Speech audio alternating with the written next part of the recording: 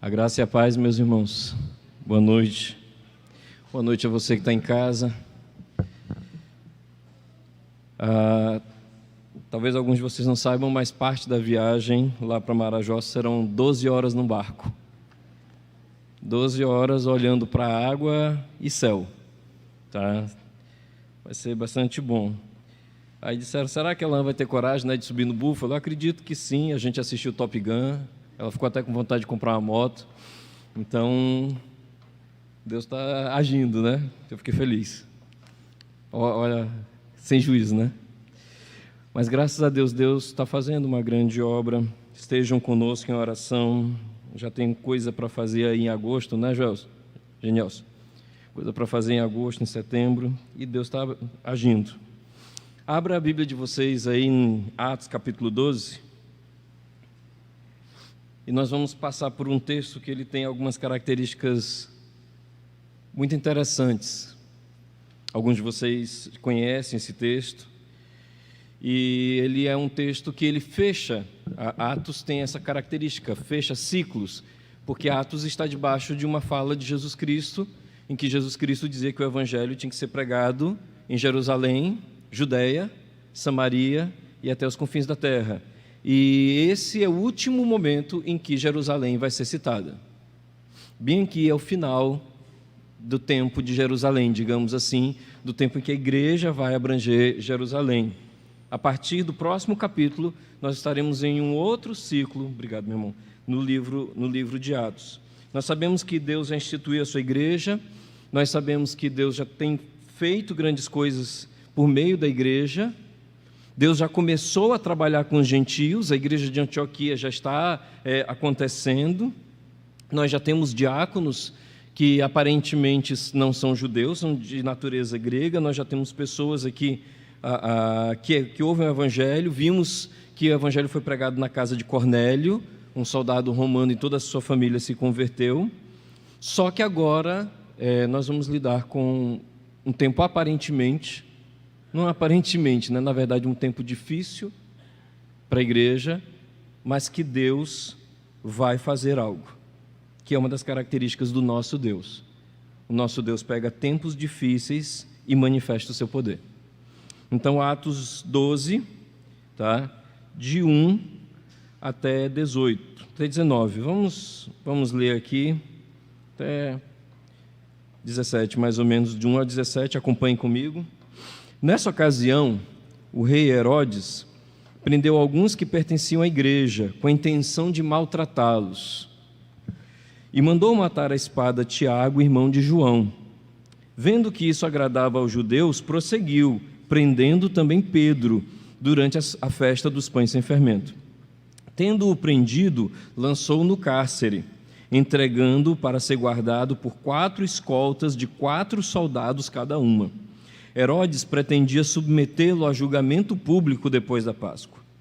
Pedro então ficou detido na prisão, mas a igreja orava intensamente a Deus por ele.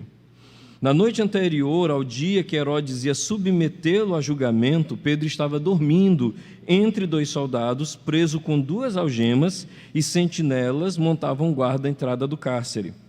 Repentinamente apareceu o anjo do Senhor, e uma luz brilhou na cela. Ele tocou no lado de Pedro e o acordou. Depressa, levante-se, disse ele. Então as algemas caíram dos punhos de Pedro. E o anjo lhe disse, vista-se e calce as sandálias. E Pedro assim fez. Disse-lhe ainda o anjo, põe a capa e siga-me. E saindo, Pedro seguiu, não sabendo que era real o que se fazia por meio do anjo. Tudo lhe parecia uma visão. Passaram a primeira e a segunda guarda e chegaram ao portão de ferro que dava para a cidade. Este se abriu por si mesmo para eles e passaram. Tendo saído, caminharam ao longo de uma rua e, de repente, o anjo o deixou. Então Pedro caiu em si e disse, agora sei, sem nenhuma dúvida, que o Senhor enviou o seu anjo e me libertou das mãos de Herodes e de tudo que o povo judeu esperava. Percebendo isso, ele se dirigiu à casa de Maria, mãe de João, também chamado Marcos, onde muita gente se havia reunido e estavam orando. Pedro bateu na porta do alpendre e uma serva chamada Rode veio atender. Ao reconhecer a voz de Pedro, tomada de alegria, ela correu de volta sem abrir a porta e exclamou: Pedro está à porta. Eles, porém, disseram: você está fora de si. Insistindo ela em afirmar que era Pedro, disseram-lhe: deve ser o anjo dele. Mas Pedro continuou batendo, e quando abriram a porta e o viram, ficaram perplexos. Mas ele, fazendo sinal para que se calassem, descreveu como o Senhor o havia tirado da prisão e disse: contem isso a Tiago e aos irmãos. Então saiu e foi para outro lugar. Esse texto tem, não sei se você percebeu, mas ele tem uma nota até engraçada no finalzinho, aquela coisa meio Chaves, da menina que ele bate na porta, ela não abre, vai e volta, e você diz assim, que coisa engraçada, mas existe uma razão que Deus colocou isso aqui. Então vamos passear por esse texto. A primeira coisa é que quando a gente fala que é uma igreja que conhece o seu Senhor, é que uma das situações para a igreja conhecer o Senhor é que ela tem que passar por circunstâncias que fazem com que ela aprenda que tipo de Senhor ela tem. Existe um ditado, eu gosto de ditados do interior, existe um ditado que você não sabe quem é alguém até você comer 1 quilo de sal com essa pessoa. Não sei quem aqui conhece esse ditozinho. Você nunca vai conhecer alguém até acabar 1 quilo de sal com ele, ou seja, passar o tempo mesmo de convivência suficiente até ter todo tipo de experiência. E aqui, então, a igreja conhece o seu Senhor pelo tipo de experiência que ela tem com o Senhor. Nós temos, como igreja, já tido diversas experiências com o Senhor. E essas experiências tanto revelam o Deus que nós temos, como revela a igreja que somos. Por exemplo, nesse final de semana nós tivemos o velório da irmã Conceição e a igreja esteve presente, a igreja esteve servindo, a igreja esteve trabalhando, a igreja esteve cuidando. Isso revela quem nós somos e como acreditamos que devemos andar enquanto igreja. A nossa igreja, cada irmão que fica doente aqui, essa pessoa é inundada por mensagens. E as mensagens sempre são: em que nós podemos ajudar? O que podemos fazer por vocês? Está tudo bem aí? Isso mostra pelo que a igreja passa, como a igreja é, como a igreja vê o Senhor e como ela se vê enquanto igreja. E aqui então, logo no primeiro versículo, eu posso dizer que existem mais ou menos mais 6 coisas que esse texto pode dizer para nós. E a primeira coisa é que uma igreja que conhece o seu Senhor, ela vive na realidade. Ela não inventa uma relação com o Senhor que não existe. Por diversas vezes você sabe que Deus compara a relação dele com a igreja do Senhor, com a igreja do Senhor, com o povo de Israel, como um casamento. E diversas vezes você sabe que às vezes que casamentos entram em crise e um deles não sabe que está em crise. Ele olha, para mim estava tudo bem. Até que ele ou ela disse: eu estou indo embora. Ou seja, não conseguia ver a realidade. Não conseguia perceber que algo estava errado. Mas a igreja do Senhor, ela vê a realidade. E qual era a realidade no versículo 1? Primeiro, se você sabe do capítulo anterior, teve fome, houve uma fome, o profeta Ágabo profetizou. Você sabe que Paulo e Barnabé recolheram ofertas, é por isso que começa com nessa ocasião, ou na sua Bíblia pode estar nesse tempo, foi o tempo em que Paulo e Barnabé estavam trazendo a oferta. Por conta dessa fome, por conta dessa situação, a igreja de Antioquia soube do que ia acontecer na Judéia e estava cuidando. Uma outra situação é que os gentios também estavam vendo o evangelho. Havia uma época, foi no 5º ano de Cláudio essa fome, havia um governante bastante político na área da igreja em Jerusalém, que era o Herodes Agripa, que é o neto de Herodes o Grande. Então você tem 3 Herodes, para não confundir, na Bíblia. Você tem o Herodes o Grande, que é o Herodes do nascimento de Jesus, que Jesus volta do Egito depois que Herodes morreu. Existe o segundo Herodes, que participou do julgamento de Jesus, aquele lá que tem a discussão com Pilatos e se torna colega de Pilatos. E você tem esse daqui, que é o Agripa, que é o terceiro Herodes, digamos assim, neto do primeiro e sobrinho do segundo. Não é pai, não era filho, não, era sobrinho. Porque o tio dele, o Herodes lá, que é amigo de Pilatos, né, colega de Pilatos, foi tentar um benefício em Roma e ele era mal aos olhos do imperador. O imperador, na verdade, o mandou para exílio e o sobrinho, que era muito inteligente, chegou e disse: ninguém governa, eu posso cuidar. E acabou que ele ficou com um poder tão grande quanto o avô. Esse Herodes aqui que vai ser dito, né, o Herodes Agripa, ele consegue reinar sobre uma parte tão grande do império que ele é comparado até mesmo com o primeiro Herodes, Herodes o Grande. Então, você tem um imperador não, governante, muito hábil. Ele era muito político, ele conhecia os textos judeus, ele lia as obras judaicas todo dia, ele era de descendência judia por parte de mãe, e avó, e com isso ele conseguiu que os judeus da época achassem que ele fosse parte do povo. E como todo bom político, ele gostou que isso o deixava bem, na fita, como a gente fala. E nessa época aqui, fala aqui que é o texto na época dos pães sem fermento. E essa era uma festa que havia no livro de Levítico, capítulo 23, que era o dia da Páscoa e mais 7 a 9 dias depois da Páscoa. Depois dessas informações todas, eu quero que você lembre de uma coisa, e uma coisa que eu sei que você sabe, você só vai lembrar, que é, o que significa a Páscoa para o judeu? Aí você diz, né? A passagem pelo Mar Vermelho, a libertação dos judeus, a festa dos pães sem fermento, aquela ceia que o judeu fazia com o pão não fermentado, com as ervas amargas, vestindo as roupas de sair, porque era para mostrar como eles comeram, praticamente comendo em pé, para dizer que rapidamente vocês vão comer e vão-se embora. Mas a Páscoa, para os crentes, para a igreja, já tinha um outro significado. A Páscoa nossa já não era mais a libertação do Egito, mas a ressurreição de Jesus. A igreja já sabia disso. Resultado, nós temos uma igreja em Jerusalém, numa época festiva para os judeus, que traz uma mensagem diferente da que os judeus trazem.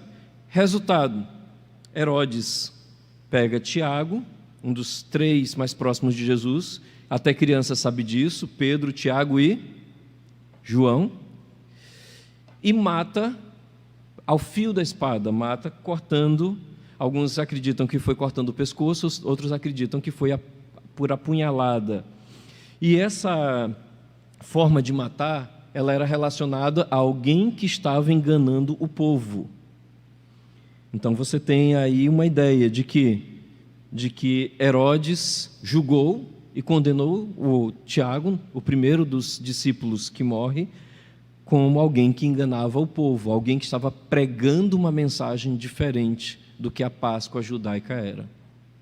Ao mesmo tempo, logo depois começa a Páscoa e nesse período prendem Pedro.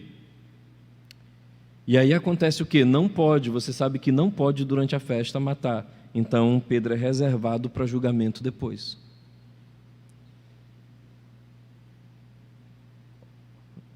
Se você é pessimista, talvez você seja pessimista, você que está me ouvindo aqui, e você imagine, nós temos 3 pessoas que encabeçavam a igreja, especialmente em Jerusalém: Pedro, Tiago e João. Tiago morreu. Pedro está preso, mas não é um preso qualquer, lá na Fortaleza Antônia, como se tivesse como o pessoal chama nos Estados Unidos, como se tivesse no corredor, só esperando a hora de finalizar. Só sobrou João, o mais novo. Como vamos ficar? Como vai ser? A ideia, como é isso? Sermos perseguidos, sermos mortos? Para a igreja podia ser uma época difícil. Para Deus era cumprimento de uma palavra. Porque foi Tiago e João que disseram ao Senhor: Senhor, nós vamos contigo para qualquer lugar. E Jesus disse: vocês podem ser batizados com o meu batismo? Vocês podem passar por tudo que eu sofri? E eles disseram com muita coragem: podemos. Então vocês vão ser batizados com o meu batismo e vocês beberão da bebida que eu vou beber. Vocês passarão pelo que eu passei. E Tiago aqui cumpre o que está escrito em Mateus 20, 23, quando Jesus avisa para os discípulos que eles sofreriam aquilo que ele mesmo sofreu. A situação geral, então, é essa. O contexto geral, a situação particular é essa. Em uma igreja que vive a realidade da perseguição, uma igreja que vive a realidade da oposição, uma igreja que vive a realidade de pressões externas e internas. Você imagina o que isso causou à igreja. A igreja que passa pela realidade de problemas coletivos e individuais, e uma igreja que sofre até mesmo o perigo do apagamento, porque uma das razões de se prender Pedro ali é não permitir que se pregasse a mensagem de Cristo durante a Páscoa, a nova Páscoa que o Evangelho trouxe. Apagar a mensagem que nós temos, apagar a ideia que nós temos. Eu já quero fazer uma aplicação para você entender como uma das tentativas do mundo é apagar a nossa mensagem. Porque para nós, por exemplo, o Natal é o nascimento de Jesus. Mas nos anos 70 ficou muito conhecido, tão conhecido que até hoje se toca no Natal, uma música do John Lennon, chamada Happy Christmas, Feliz Natal. E não sei se você tinha o disco ou você sabe, conhece essa música, mas a palavra Natal é um X-M-A-S. Não tem a palavra Cristo. Christmas. Qual é a ideia? Vamos celebrar o Natal, mas sem Cristo. A igreja, durante séculos, celebrou uma coisa chamada, na era mais medieval, início da era moderna, a Noite de Todos os Santos. Hoje, as pessoas nem sabem que é a Noite de Todos os Santos, All Hallows Eve. As pessoas chamam de Halloween. Mais uma vez, apagou-se a nossa mensagem, colocou-se outra mensagem no lugar. Houve uma campanha muito forte entre os crentes americanos, alguns anos atrás: coloquem Cristo de volta no Natal. Em inglês, coloquem Christ back to Christmas. Coloquem Cristo de volta no Natal. Então, uma das coisas que o mundo vai fazer não é simplesmente nos perseguir, mas apagar a mensagem que nós temos. Fazer com que ela não tenha força, efeito, nem profundidade. Segunda coisa que a igreja que conhece o seu Senhor faz, a primeira coisa, ela vive a realidade. A segunda coisa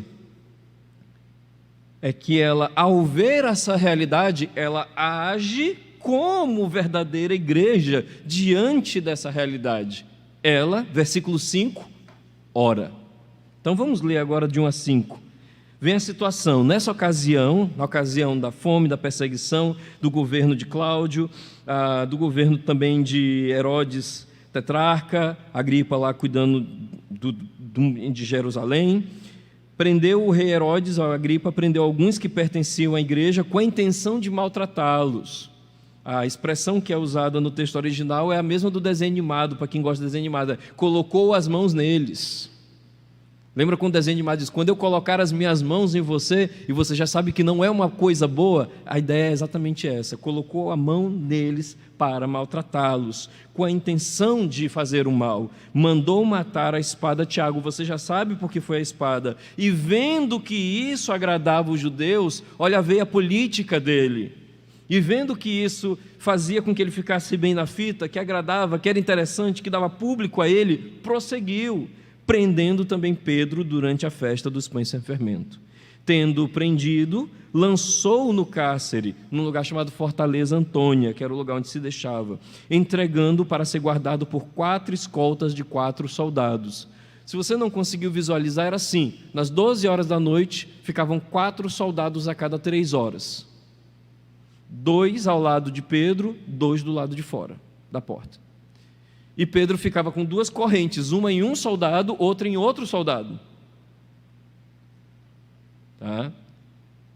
E era assim que ele ficava. Então ele ficava guardado por 4 escoltas, uma para cada momento da noite, com 4 soldados, 2 cada uma. Herodes pretendia, aqui já diz a intenção de Herodes, submetê-lo a julgamento público depois da Páscoa, para que pudesse haver a condenação. Pedro, então, versículo 5, ficou detido na prisão, mas, aquela conjunção adversativa divina, a igreja orava intensamente a Deus por ele. A palavra que tem aqui, eu gosto demais, a ideia é de agonia. A igreja agonizava por Pedro. E agonia é uma palavra muito, muito forte na Bíblia, especialmente para quem aqui já foi esportista. A agonia, às vezes, na Bíblia é traduzido como corrida. Você que já nadou, ou que já correu, e correu muito, alguém aqui, você já nadou e já sentiu queimar o pulmão?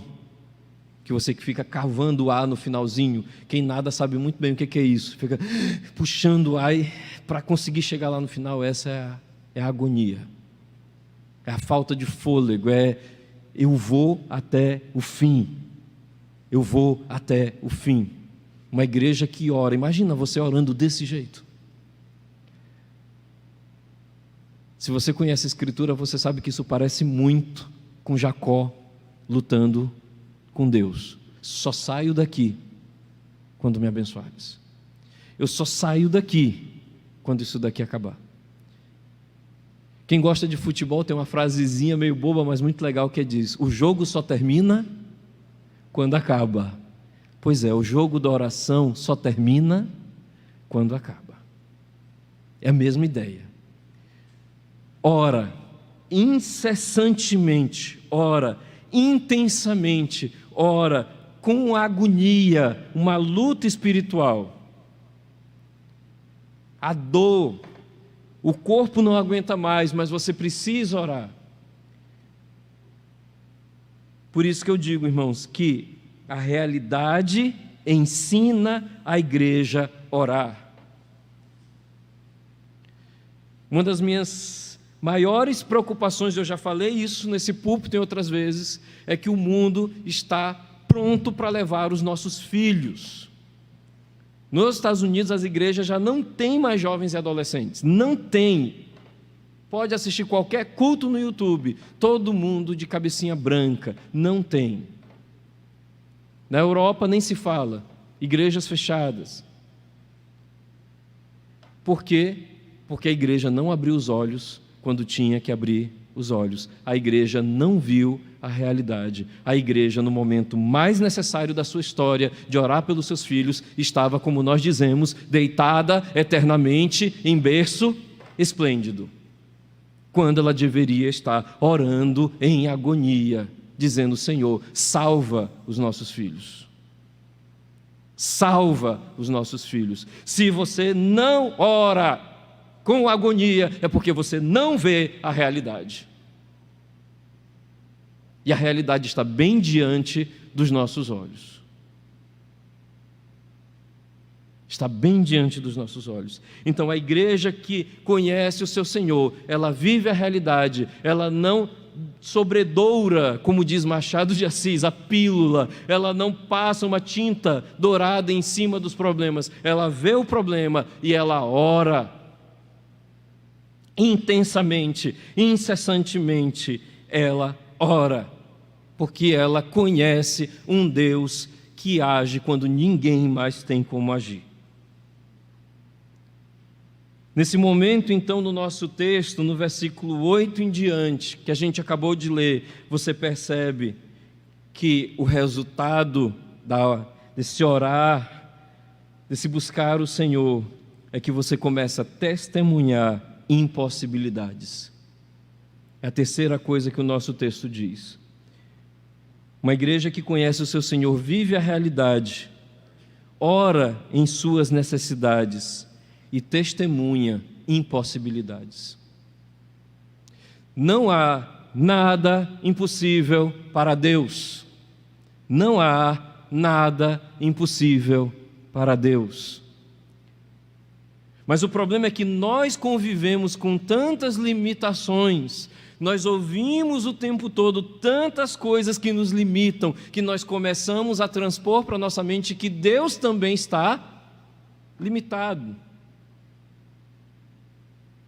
Tem uma historinha que ficou muito famosa há alguns anos, de um menino que esmurrou, que pegou um pedacinho de pau e quebrou o gelo para salvar o irmão que tinha caído num lago congelado. E todo mundo achou aquilo impossível. E aí perguntaram para um comentador num programa, como é que esse menino conseguiu quebrar esse gelo? Aí o comentador respondeu, eu acho que é porque não tinha ninguém lá dizendo para ele que ele não conseguiria. Não tinha ninguém dizendo para ele que ele não conseguiria, então ele foi até o fim. É o mesmo princípio do futebol, o jogo só termina quando acaba. Ou seja, uma igreja que ora as realidades terríveis que ela vê, ela testemunha impossibilidades, ela testemunha coisas que vão além do poder humano. Ela testemunha uma nova vida. Sabe, vocês que são mais jovens, talvez vocês ainda não tenham testemunhado isso, mas existem coisas que são completamente, digamos assim, para além de qualquer noção nossa. Você imagina você ver uma pessoa se convertendo hoje, e amanhã simplesmente a pessoa chegar para ela e dizer, vamos ali beber, vamos ali, não, não vou mais.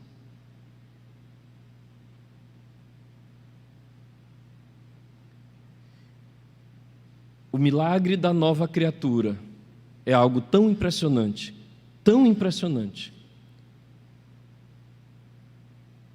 que a Bíblia compara a pessoa que volta para a antiga vida como um cão que volta ao vômito. Você sabe por quê? Vou lhe contar uma história que eu ouvi, bem aqui, perto da casa de irmã Altacia, aqui no Vinhais. Um rapaz tinha se convertido na igreja que nós estávamos trabalhando, fazendo uma congregação, e ele caiu, mais uma vez, no pecado do uso da droga. E ele chegou e foi conversar com a gente para pedir oração, e ele falou uma frase que eu nunca esqueci. Ele diz, Maltos, eu fumei ontem um cigarro de maconha, parecia ter sido a primeira vez. Eu tinha 20 e poucos anos e eu respondi para ele, é porque foi a primeira vez.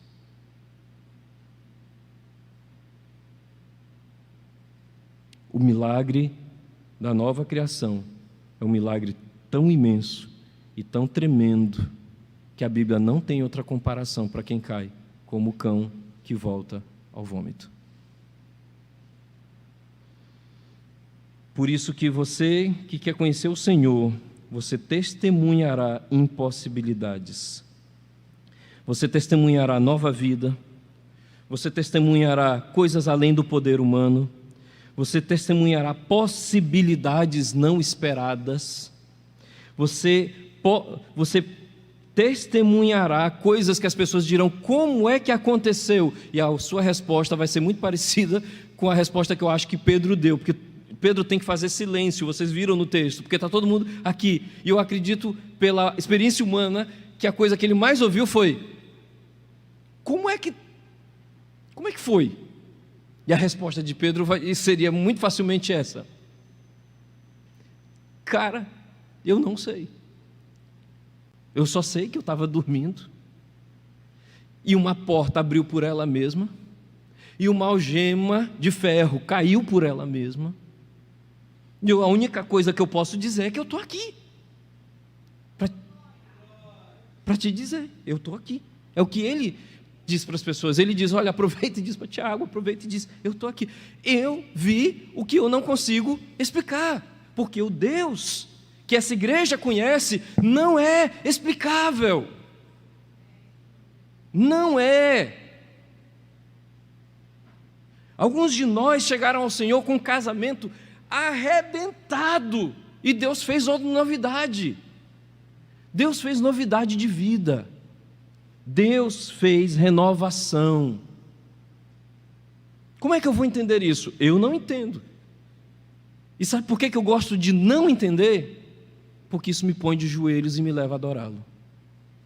Tu és Senhor, tu governas sobre tudo. E não há nada nessa terra, nem no universo, que saia do teu controle. Você testemunha impossibilidades. Quem conhece aqui a Escritura e leu esse texto, percebe que Pedro acha que ele está sonhando. E aí você lembra do Salmo que diz: quando o Senhor libertou o povo do cativeiro, Salmo 126, nós éramos como quem sonha. A nossa boca se encheu de riso, os nossos lábios se encheram de hinos de louvor. E está todo mundo dizendo grandes coisas o Senhor fez por esse povo. Sim, grandes coisas o Senhor fez por nós, por isso nós estamos alegres. Porque quando Deus trabalha, algo novo vai acontecer. E eu quero dizer para vocês que eu estou pregando para mim, esperando o novo de Deus. O pregador também precisa pregar para ele mesmo. E você quer testemunhar o novo de Deus? Eu quero que você lembre do texto de novo comigo e chegue ao quarto ponto.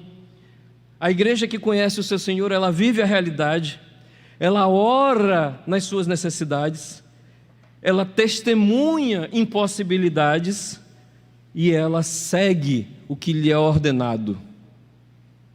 Ela obedece à voz do Senhor. Existe uma coisa muito legal que a gente chama de idioleto, que é como é a marca do escritor, é a marca do falante, palavras que ele gosta de usar, termos que ele gosta de usar.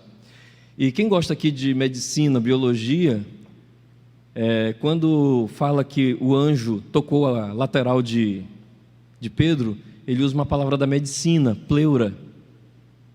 Mesma palavra que usamos até hoje, para quem gosta aqui dessa área. E a ideia é que o anjo não pegou assim no ombro e disse: Pedro, acorda, não. O anjo deu foi uma cutucada. Tá, ei cara, levanta aí. Não foi gentil não, às vezes a gente tem uma ideia de um Deus gentil, tem hora que o Senhor não é gentil não, viu? Queria avisar. O Senhor deu uma cutucada aqui na lateral de Pedro e disse: levanta. Vamos ler essa parte para você ver. Versículo 7.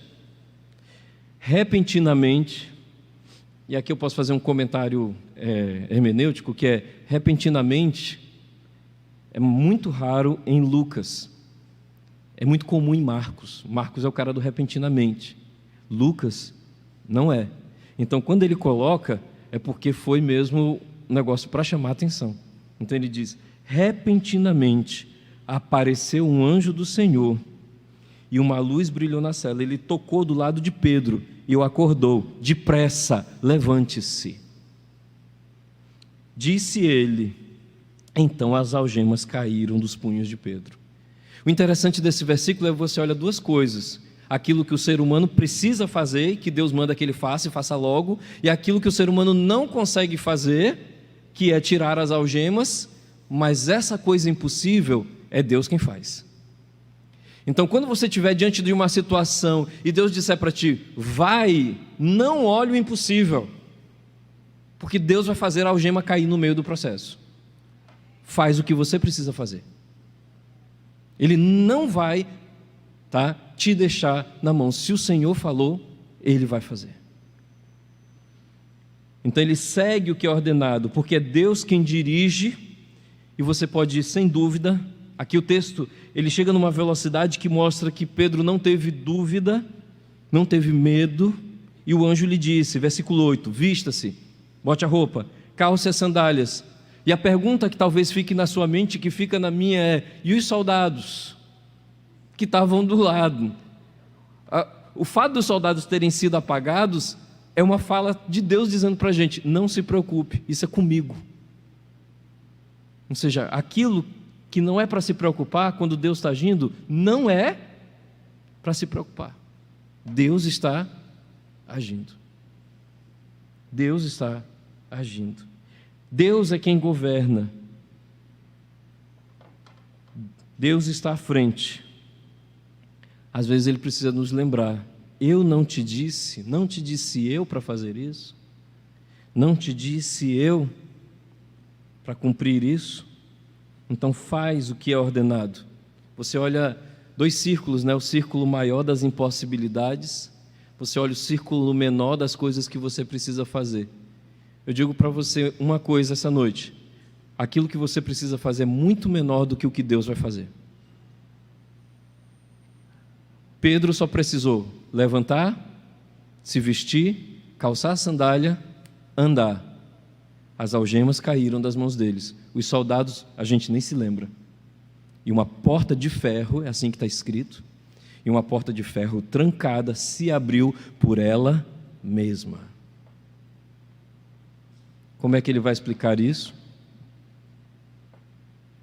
Eu não vou explicar, mas eu já andei em missões, fazendo missões pelo interior, tempo suficiente para dizer para você que eu já vi coisas muito parecidas com isso daqui. Porque quando Deus está agindo, o impossível acontece. Quando Pedro chega lá, vamos para o versículo 17, ou seja, a igreja que conhece o seu Senhor, ela vive a realidade, ela ora suas necessidades, ela segue o que lhe é ordenado, ela testemunha impossibilidades e ela anuncia a verdade da ação de Deus. Pedro se vê do lado de fora, versículo 11, e diz que Pedro caiu em si, ou seja, Pedro parou assim e, uau! Depois de um certo tempo de dirigir, eu acho muito interessante que isso acontece. Eu acho que vocês aqui, quem deixa aqui filho em casa, sabe, por andarmos no mesmo caminho, às vezes você descobre que você andou o caminho inteiro sem perceber, meio que no automático. É uma hora meio que você acorda assim: rapaz, eu não me lembro de nadinha até aqui. Você já passou por isso? Dirigindo, eu já passei. Quando chega bem ali, eu disse: rapaz, eu não me lembro como é que eu cheguei aqui. Tá? A força do hábito vai levando a gente. A ideia é essa. Numa hora ele parou, caiu em si.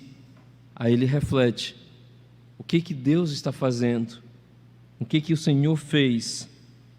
E aí então o versículo 11 diz: agora sei, olha o testemunho de Pedro, sem nenhuma dúvida.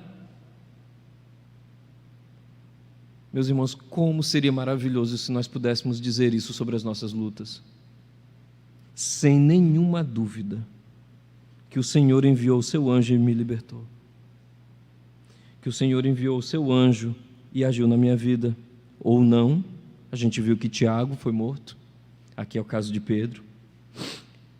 Das mãos de Herodes, de tudo o que o povo judeu esperava. Percebendo isso, outra expressão de consciência, ele se dirigiu à casa de Maria, mãe de João, também chamado Marcos, onde muita gente se havia reunido e estava orando. E aí, então, quando acontecem coisas maravilhosas, as pessoas normalmente duvidam, né? E aí ele começa a dar as pessoas e os lugares. Maria, mas todo mundo conhece Maria. Maria, mãe de João. Pô, uma Maria, mãe de João. Sim, todo mundo tem uma Maria, mãe de João. São as 2 palavras das mais conhecidas, das mais usadas das crianças judias. Maria, mãe de João, também conhecido como Marcos. O João que tem um nome também latino, onde muita gente se reúne, ou seja, a igreja se reunia lá e estava orando. Pedro bate à porta do alpendre e uma serva chamada Rode, que Rode significa roseado, né? Rosa, a pessoa que fica rosa nas faces. E ao reconhecer a voz de Pedro, tomada de alegria, ela corre de volta sem abrir a porta e exclamou: Pedro está à porta. Eles, porém, disseram: você está fora de si. Insistindo ela em afirmar que era Pedro, disseram: deve ser o anjo dele. Uma doutrina bem pontuada na Bíblia, que talvez você tenha dificuldade com ela, é que Deus sim separou anjos para cuidarem de nós. A Bíblia não afirma completamente que esses anjos, cada um de nós tem um anjo, não é assim. Mas a Bíblia fala que os anjos do Senhor acampam ao redor dos que o temem. A Bíblia também fala lá que as crianças têm anjos especiais da parte do Senhor, que os anjos que cobrem as crianças estão diretamente ligados ao trono de Deus. Tanto que eu tenho uma crença básica, por isso que eu apoio tanto o ministério da minha esposa, é que quando chegar lá no céu, o pessoal que trabalha com ministério infantil vai estar lá perto do trono, tá? Eu vou estar lá no fundo. Aí a pessoa vai dizer, eu só era um pregador, eu era um músico e pregador, mas o pessoal do ministério infantil merece. Está lá na frente, lá na beiradinha do trono, porque a gente estava participando de uma EBF, foram 300 crianças. Você imagina você cuidar durante 4 dias de 300 crianças? Alguns vão dizer uma maravilha, eu diria, meu Deus, como eu sobrevivo, já que o meu jeito com crianças é abaixo de 0. Graças a Deus que os meus 2 estão sobrevivendo, tá? Mas é uma doutrina que existe na Escritura pontuada, de que Deus envia os seus anjos para cuidar de nós. A segunda, mas o que eu quero mostrar para você, que eu quero que console o seu coração, porque é uma doutrina muito consoladora, guarde isso, por favor, você não precisa ter uma fé perfeita para orar. Eles foram respondidos em sua oração, mas nem quando eles foram respondidos, eles acreditaram que foram respondidos. Ou seja, quando você colocar diante de Deus um pedido, ainda que você não acredite, lá no fundo, você seja cheio de dúvidas, humano como todo mundo é, ore. Porque o resultado disso é você ficar como quem sonha. Você ficar como quem sonha. E você ouvir na sua vida palavras que você nunca mais vai esquecer. Porque se cumpriu aquilo que você tanto queria, ainda que você não tenha acreditado completamente. Todos nós lutamos contra a incredulidade. Todos nós lutamos com, até o último momento, será que vai dar certo? Será que não vai dar certo? Será que vai funcionar? Será que não vai funcionar? Será que eu vou conseguir chegar até o momento em que você recebe aquela mão sobre o ombro de Deus dizendo, chegamos. Chegamos. Você chegou, eu cheguei, nós chegamos. Não importava a nossa falta de fé. Ele cobre com o poder dele toda a nossa falta de fé. Por isso que esse texto é colocado, que nem o povo que orava incessantemente, agonicamente, acreditou. Não é à toa que o texto diz que quando eles abriram a porta e viram, olhem como fica lindo isso, essa gradação, esse passo a passo, no versículo 16, Pedro continuou batendo. Quando abriram a porta e o viram, ficaram perplexos, o queixo caiu. E o resultado que o texto não diz, mas que precisou Pedro fazer assim, sinal para que se calassem, ou seja, Pedro não estava conseguindo ser ouvido, de tão alegre que todo mundo estava.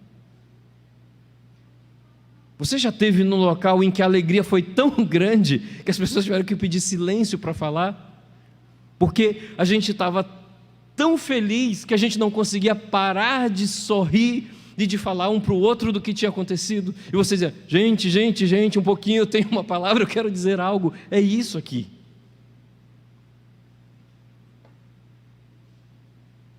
Mas ele, fazendo sinal para que se calassem, descreveu, olha o anúncio da obra do Senhor, como o Senhor o havia tirado da prisão, e disse, contem isso a Tiago e a seus irmãos.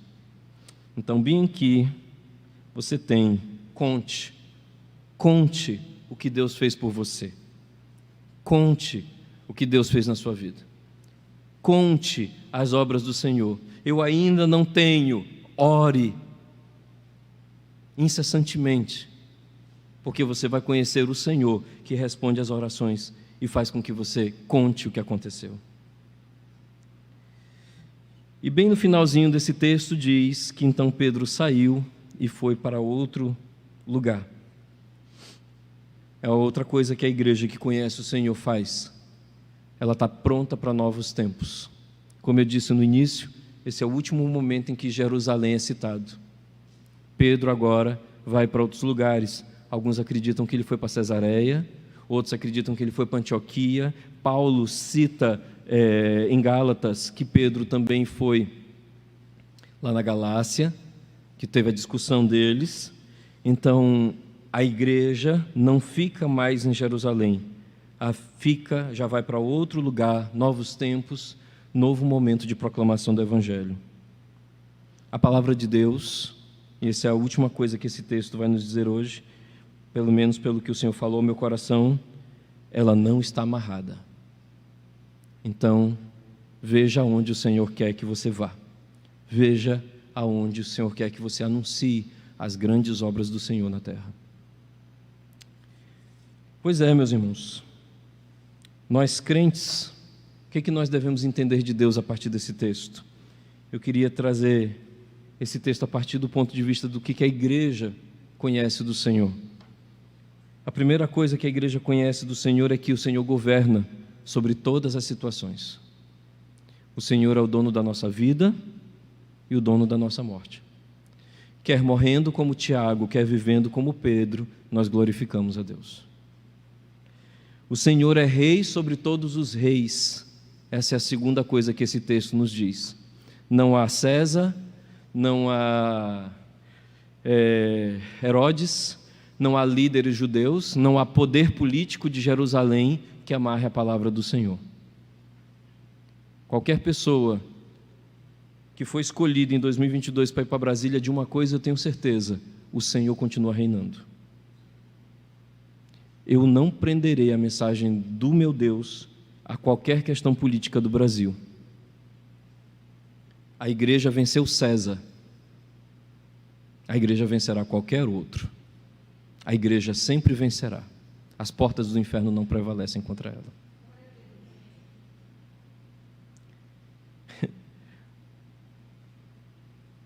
Outra coisa que nós devemos entender, que o nosso Deus ouve as orações da sua igreja.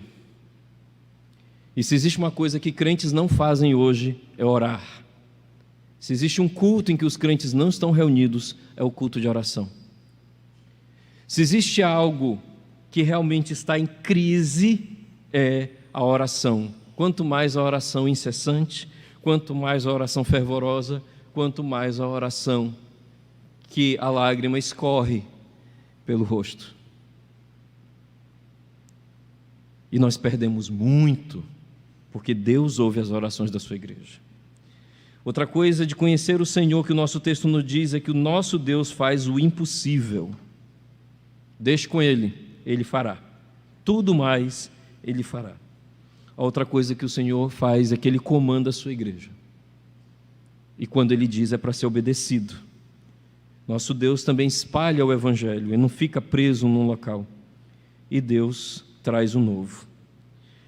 Nosso texto tem um último princípio que para mim foi muito forte com relação ao início desse texto, que é: a morte e a perseguição não calam o Evangelho, mas a igreja aceitar o mundo, se adaptar ao mundo e brincar com valores do mundo, isso apaga o Evangelho. E vou colocar uma ilustração, sei que talvez você não goste, mas é o que eu posso dizer para você. Eu estou junto com vários pastores e pensadores cristãos que no Dia dos Namorados coloca no seu Instagram: ela não é minha namorada, ela é minha esposa.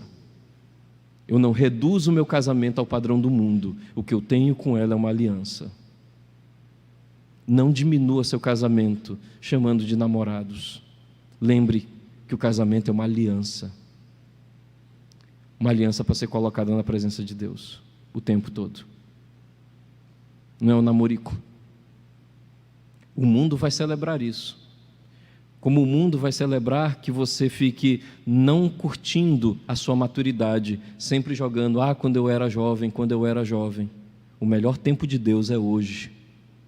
Tanto que a Bíblia fala que os jovens tropeçam e cansam, mas os que esperam no Senhor renovarão as suas forças, subirão como águias e não se cansarão. E até na velhice darão frutos. Essa é a promessa de Deus para você. Não brinquemos com o Senhor. Deus tem muita coisa para a gente ainda. Deus tem um novo.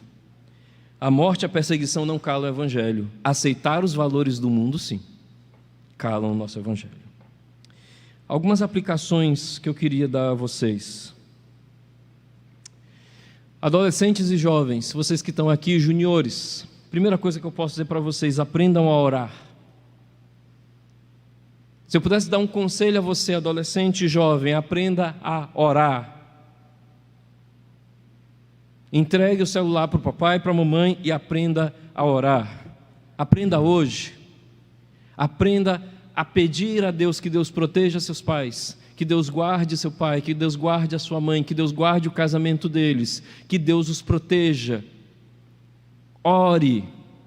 Se o seu pai e a sua mãe não são crentes, ore mais intensamente. Eu nunca orei como eu orei pelo que meu pai se convertesse. Você sabe quando é que um adolescente está orando? Quando um jovem está orando, eu vou lhe dizer como era a minha oração adolescente. Era enfiando um lençol na cara e chorando, para que Deus salvasse o meu pai. Porque eu entendia e entendo que eu quero vê-lo lá, e hoje eu o verei, quando eu chegar do outro lado. Você que é pai, você que é mãe, ore pelo seu filho, porque você pode ir para o céu, mas seu filho não. E eu continuo dizendo com todas as letras: se você coloca outras coisas mais importantes do que a vida com Deus, o seu filho vai para o inferno e vai poder dizer lá no julgamento que a culpa é sua, porque você mostrou para ele o que era importante e não era o Senhor. Mulheres, está um detalhezinho nesse texto que eu quero que vocês guardem, especialmente as mães aqui. Você que é pai, você que é mãe, você já descobriu que você perdeu o seu nome? Tá? Você pai e mãe, você perde o seu nome. Um dia eu vi minha mãe se apresentando. A minha mãe disse: eu sou a mãe do Maltos. Aí quando os meus filhos foram para a escola, eu também já não era mais Maltos. Eu era o pai da Rebeca. Olha ali o pai da Rebeca, olha o pai do Benjamim. Eu também não tenho mais nome. E daqui a pouco os meus filhos também não terão nome quando tiverem os filhos deles. Mas deixa eu olhar para você que quem ganha o nome aqui é a casa de Maria, a mãe de João. João, Marcos. Mães, o que isso nos diz? Crie filhos mais piedosos do que você. Porque esse João Marcos, na carta de Pedro, Pedro vai dizer: esse menino aqui que eu fui para a casa dele, ele é meu filho na fé. Paulo vai dizer: traga-me João Marcos, porque ele é precioso. Esse menino aqui escreveu o Evangelho de Marcos, e a única coisa que você sabe sobre a mãe dele é que ela era Maria. Tenha filhos mais piedosos do que você. Porque eles, talvez você que só construa uma criança, eles construirão um mundo. Lembre disso. E por que eu chamo a atenção das mães? Porque existe um fator fundamental na piedade de uma criança trazido pela mãe. Nada vence a bênção do pai e o cântico da mãe. Cante para o seu filho. Nada vence a bênção do pai. Filho, Deus te abençoe, Deus te guarde, Deus levante o seu rosto sobre ti. E nada vence o cântico da mãe. Da mãe que quando o menino vai dormir, começa: eu quero ser. Isso cria a fé. Isso cria a fé. Como um vaso nas mãos do oleiro, quebra minha vida e faz-a de novo. Eu quero ser um vaso novo. Eu aprendi essa canção aos 2 anos de idade, numa rede, com Dona Eusébia, minha avó, me balançando. para eu dormir. Nada vence a bênção do pai e a canção da mãe.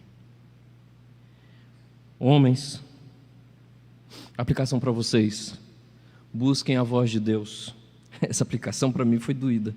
Não esperem Deus ser gentil com vocês. Sabe aquela porrada no... Ei, rapaz, se prepare. E obedeçam prontamente. Quando Deus chama um homem, Ele chama um homem para um exército. E no exército não tem gente lerda. E para nós todos, para a gente encerrar, eu queria dar a seguinte palavra. A palavra de Deus não está amarrada. Então, meu irmão, minha irmã, eu mesmo, você que está em casa, estejam prontos para o novo de Deus. Deus vai trazer novas coisas. Estejam prontos. E que Deus nos abençoe. Eu queria chamar a equipe para nós cantarmos uma canção que diz: não há outro igual ao nosso Deus. Deus, tu és grande, és invencível, mais elevado que qualquer outro, maior do que todos os reis, maior do que todos os deuses. Nosso Deus vence sobre todas as coisas.